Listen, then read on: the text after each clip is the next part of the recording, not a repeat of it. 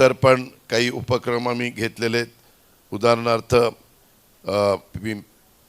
आपल्या PMCच्या अखत्यारीमध्ये भारतरत्न अटल बिहारी वाजपेयी वैद्यकीय महाविद्यालयाला अत्याधुनिक बनवण्याचं काम, स्वतंत्र कर्करोग रुग्णालयाची उभारणी, अत्याधुनिक बर्न वॉर्ड सुविधा.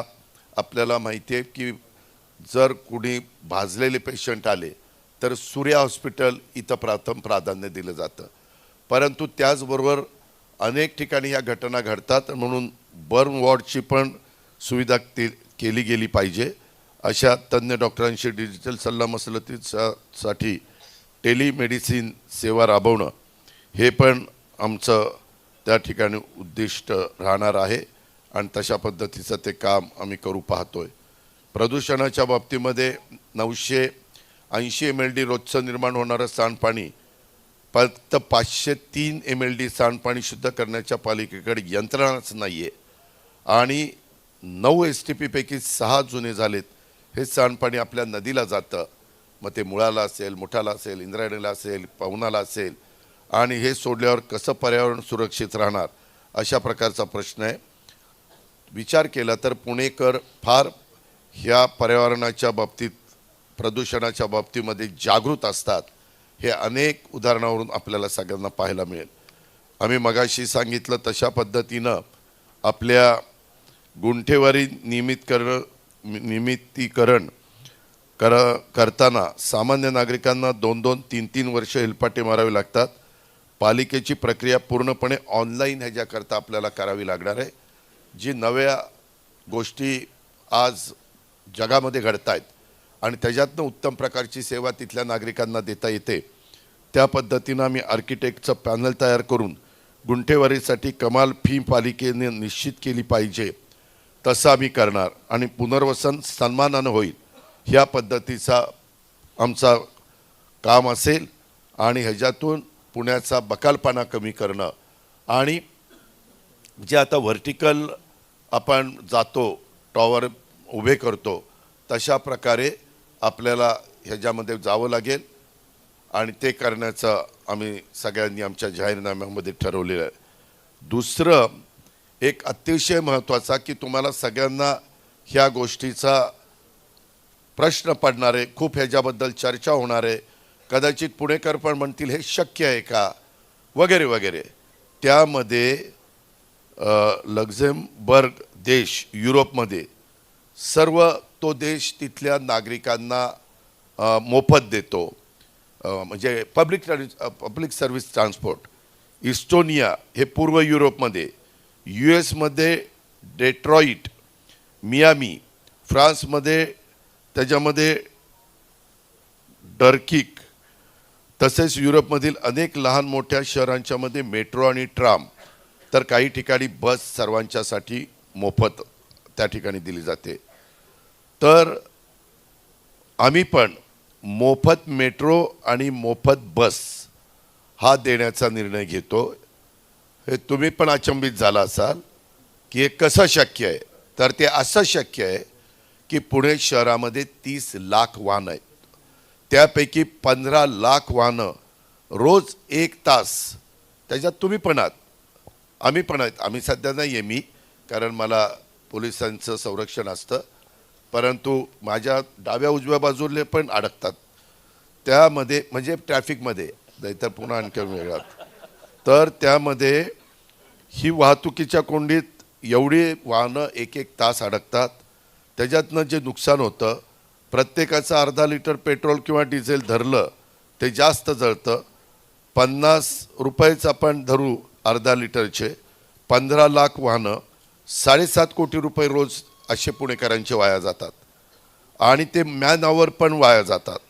150 रुपये गुणिले 15 लाख असे 22.5 कोटी रुपये त्यांच्या मॅन आवरचे होतात. आम्ही 150 रुपये त्याच्यामध्ये धरतोय. एकूण 30 कोटी रुपये रोज पुणेकरांचे खराब रस्ते आणि ट्रॅफिक जॅममुळे नुकसान होतं, बुडतात. 30 कोटी रोजचे म्हणजे महिन्याला पुणेकरांचे 900 कोटी रुपये, 900 कोटी रुपये हे वाया त्याच्यामध्ये महिन्याला वाया जातात. वर्षाचे काढले तर पत्रकार मित्रांनो 10,800 कोटी रुपये मग तुम्ही मला सांगा, जर 10,800 कोटी रुपये पुणेकरांचे वाया जात आहेत. आज पुणेकर 25-26चा अर्थसंकल्प होता तो 12,600 कोटीचा होता. पिंपरी चिंचवडचा अर्थसंकल्प 25-26चा 9,600 कोटीचा, साधारण 3,000 वर काही कोटीचा फरक. तिथं 3 विधानसभा मतदारसंघ, इथं 8 विधानसभा मतदारसंघ, एवढी मोठी लोकसंख्या. आणि ह्या 12,600 कोटीला आपण जर बघितलं तर 10,800 कोटी हे पेट्रोल डिझेल आणि त्यांचे जे काही तास आहेत, मॅन आवर ज्याला आपण म्हणतो, त्यामध्ये आपण जर मोफत बस आणि मेट्रो केली तर कशी बचत होते ते मी तुम्हाला सांगतो. मेट्रो किंवा PMPML, PMT आणि PCMT एकत्र करून आपण PMPML ही कंपनी स्थापन केली. दोन्ही मिळून 5 + 20 कोटी महिन्याला, म्हणजे वर्षाला 300 कोटी रुपये द्यावे लागतील. साधारण 5 कोटी हे मेट्रोचे आणि PMPMLचे 20 कोटी महिन्याला. आम्ही त्यांच्याशी चर्चा केली. त्यांची ती बिलं, त्यांचं ते तिकीट काढणं, तिथं थांबणं, ते तिकीट काढण्याच्याकरता त्यांना जो खर्च येतो ते सगळं बघणं, त्या सगळ्याचा आम्ही विचार केला.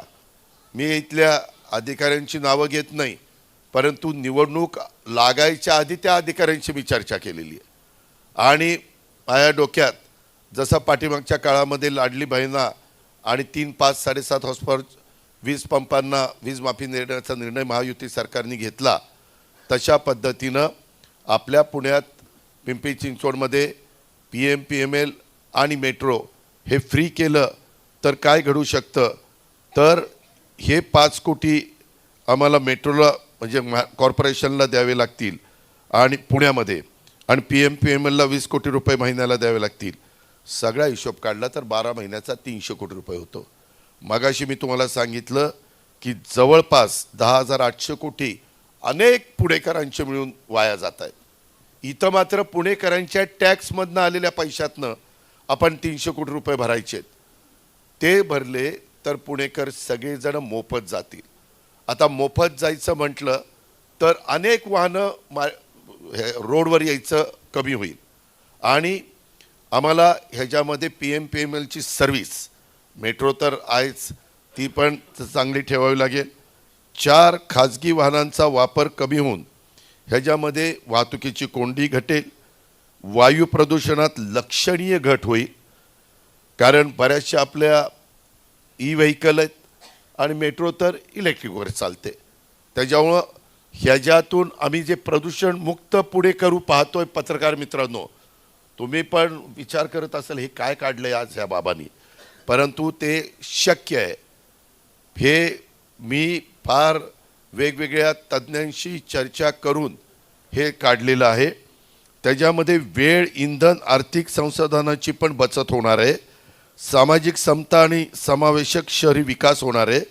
मोफत सार्वजनिक परिवहन हे केवळ सामाजिक कल्याणाचं साधन नाही आहे, तर ते वाहतूक व्यवस्थापनाचं एक प्रभावी धोरण त्या ठिकाणी ठरणार आहे. ह्या पद्धतीनं आम्ही पुणेकरांना, उद्या पुणेकरांनो तुम्ही आम्ही उभ्या केलेल्या घड्याळ तुतारीच्या उमेदवारांना विजयी केलं आणि आमच्या ताब्यामध्ये महानगरपालिका दिली या दोन्ही पक्षाच्या आणि आमच्या मित्रपक्षांच्या, तर हे मी तुम्हाला करून दाखवेन. हे पुणेकरांना मला आवर्जून सांगायचं आहे. आता हे झालं की दुपारपासून काय सांगायला लागला, असं करायला लागला, असं कुठं असतं का वगैरे वगैरे चर्चा सुरू होईल, परंतु त्याचं सगळे उत्तरं आमच्याकडं आहेत. पुणेकरांनी एकदा माझ्यावर विश्वास टाकावा. जसं विधानसभेला लाडक्या बहिणींनी आणि शेतकऱ्यांनी टाकला तसा. त्यामध्ये विधानसभेचं माझ्यापुरतं आहे, त्याच्यामुळं डाव्या उजवीकडे बघू नका तुम्ही.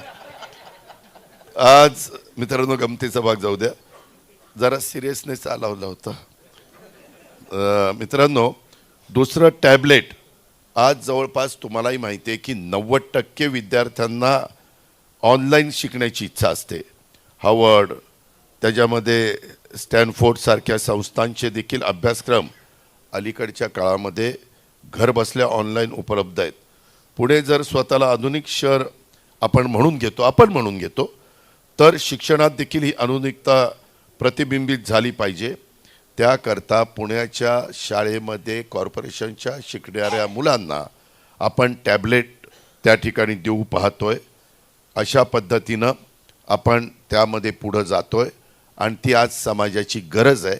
कारण गरीब झोपडपट्टीतल्या मुलींना त्यांच्या आईवडिलांना दिवसभर काम केल्यानंतर त्यांची संध्याकाळची चूल पेटत असल्यामुळं त्यांना हे सगळं घेणं परवडत नाही आणि म्हणून हा निर्णय आपण महानगरपालिकेच्या वतीनं अंमलात आणतोय.